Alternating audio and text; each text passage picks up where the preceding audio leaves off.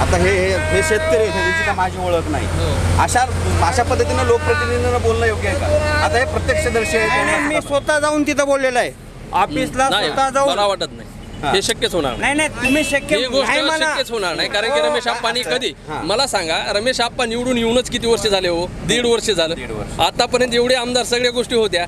मला वाटत नाही की ही अशा ह्या एवढ्या गोष्टीवरती ह्या थरावरती आमदार साहेब जाऊ शकतील किंवा बोलतील, हे असं मला माझ्या मनाला यांचा आरोप वैयक्तिक असेल. आरोप नाहीच, मी प्रत्यक्षात गेलेला आहे, त्यांना फोन करून ऑफिसला गेलेलो आहे आणि तिथं बोललेलो आहे. त्यांनी म्हणले चूक झाली का? चूक झाली बरोबर, तुम्ही सांगा, आम्ही लहान माणसानं बोलू शकत नाही ना. शासनाने योजना दिल्या, ही चूक झाली का म्हणले? चूक झाली. मग दिल्या कशाला तुम्ही? चूक बरोबर तुम्ही बघा ना. शेतामध्ये गेल्यानंतर रोजगार करून घरी येते, तेव्हा तिची चूल पेटते. मग तिला जर लाडकी बहीण म्हणून 10 रुपये दिले तर तुमच्या पोटामध्ये एवढं दुखण्याची काय अडचण होती? अहो, एक साधा शेतकरी जर गेला रानामध्ये, त्याचं जर टाटर जळालं तर आजचा इथला एक मोठा पुढारी त्याला एक काडीची मदत करीत नाही, पण सन्मान निधी जेव्हा त्याच्या मोबाईलवरती टिक करून वाचतो, तेव्हा तो टाटर नीट करून आणून ऊसाला पाणी देतो, तेव्हा तुम्हाला सगळ्या गोष्टी जमतात. शेतकऱ्यांचा आरोप काय? सरकार कुणाचं होतं? काँग्रेसचं होतं. आतापर्यंत तुम्ही काय केलो हा प्रश्न आहे काडगावच्या जनतेचा. हो. आता तंड्यावर रस्ते नाहीत, तंड्यावर नाही, सभापती निवडून दिले. आता जे जिल्हा परिषदचे मेंबर आहेत, आम्हालाही काँग्रेस बीजेपी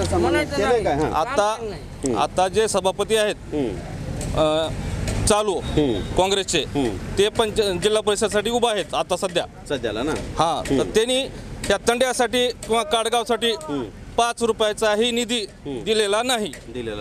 होय, ही वास्तविकता आहे. वास्तविकता आहे. त्यांनी जर गोट्यासाठी पैसे कोण घेत आहे? गोट्यासाठी जर तुम्ही पैसे देत असाल, पैसे कोणाच्या हातात देतात? पैसे तुम्ही द्यायलात ना, कोणाच्या हातात देतात त्याचा विचार करा ना. इथला सरपंच असेल, उपसरपंच असेल, ग्रामसेवक असेल, जे काही ते आहेत, तुम्ही त्यांना पैसे का देतात? त्यांना जाब विचारा ना. तुम्ही त्यांना जाब विचारा. बिल घेत नाही. माझ्या पैसे तळमळ आहे, प्रत्येक माणसाची तळमळ आहे, मला माहिती आहे. आपण त्यात तेवढे दोषी असतो. आपण पुढच्याला लाच देतो म्हणजे आपण पण लाचारीच, बरोबर आहे. मग तुम्ही पैसे देतात, कोणाला देतात, का देतात, कशासाठी देतात?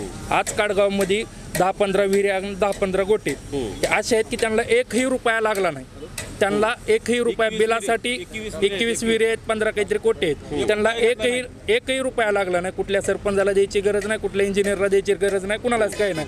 मग तुम्ही ह्या जाब का विचारत नाही ह्यांना? तुम्ही का पैसे घ्यायला? बाकीच्या लोकांच्या फुकट झाल्यात, मग आमच्या का हे होतात?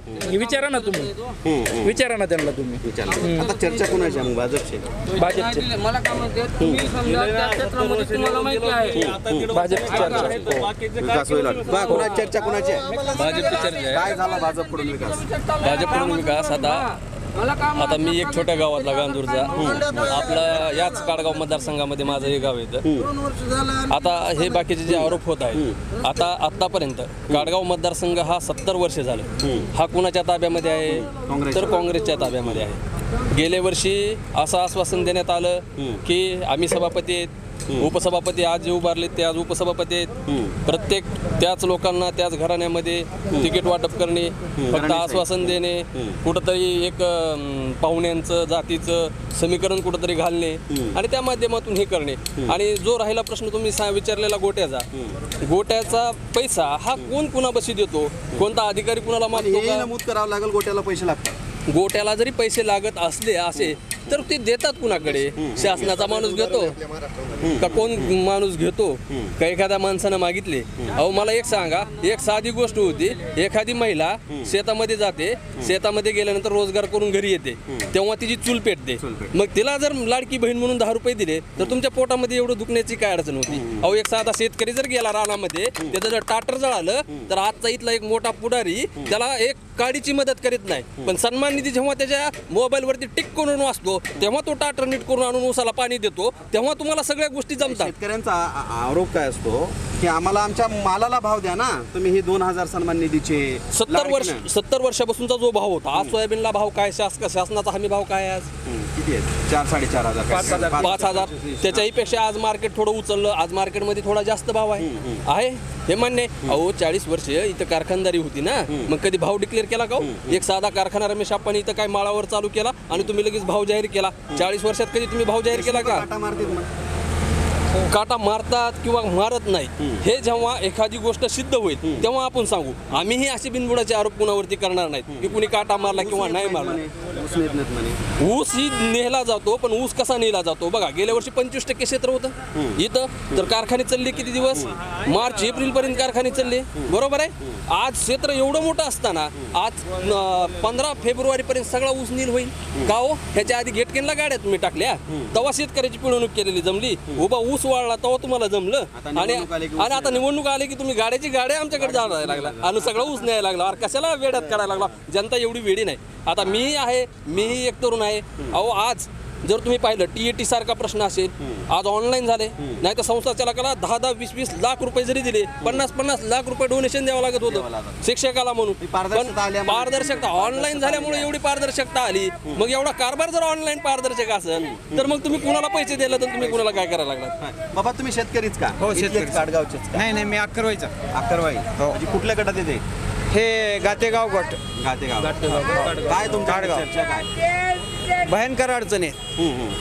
काय शेतकऱ्याला कुठली सुविधा मिळत नाही पैसे दिल्याशिवाय, लाच दिल्याशिवाय. आता शेजारी तर आता तुमच्या गावाला आता असतील समजा, नसतील किंवा शेजारच्या गावाला 2 वर्ष झालं मला गोटा बांधून.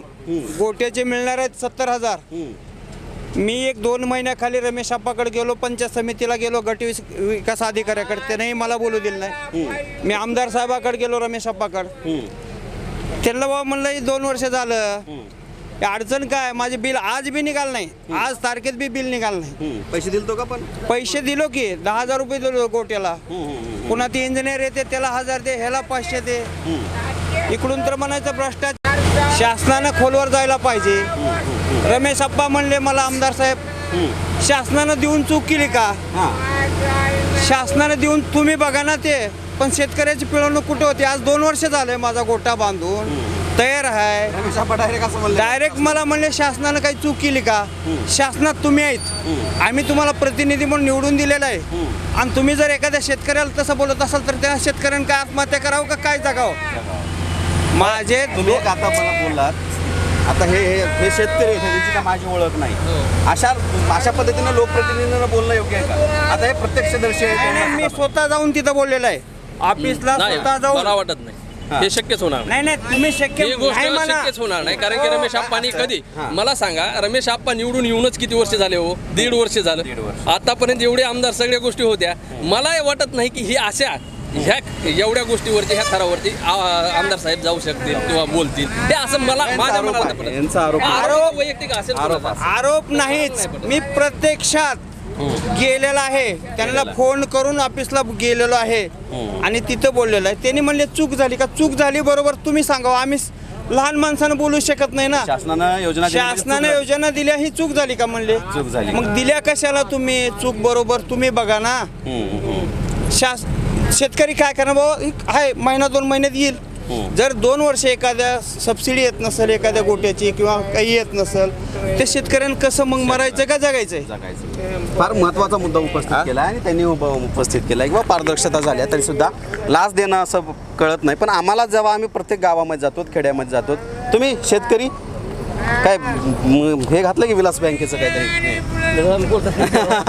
तर हे पद्धत काय असते, आपलं एकच म्हणणं आहे की जेव्हा हे सगळं राजकारण करत असताना सर्वसामान्य लोकांना धरून राजकारण केलं पाहिजे. ज्यावेळेस आपण लोकप्रतिनिधी निवडून देत असतो, लोकप्रतिनिधीकडून एवढ्याच अपेक्षा असतात की आम्हाला मूलभूत सुविधा आणि आम्हाला शासनाचं जे मिळणार आहे त्याच्यामध्ये सुलभता यावी अशी देखील त्यांची अपेक्षा असते. पण असं कुठं महाराष्ट्रामध्ये तर दिसत नाही. आम्ही महाराष्ट्रात, संपूर्ण महाराष्ट्रात फिरतोय, लातूरच नाही तर सगळीकडे जातोय, प्रत्येक तालुक्यात जातोय, गावात जातोय, लोकांच्या समस्या ऐकून घेतात. अनेकांचं म्हणणं आहे की वेगवेगळ्या पद्धतीनं ते सांगत असतात, प्रत्येकाचं मत मांडत असतात.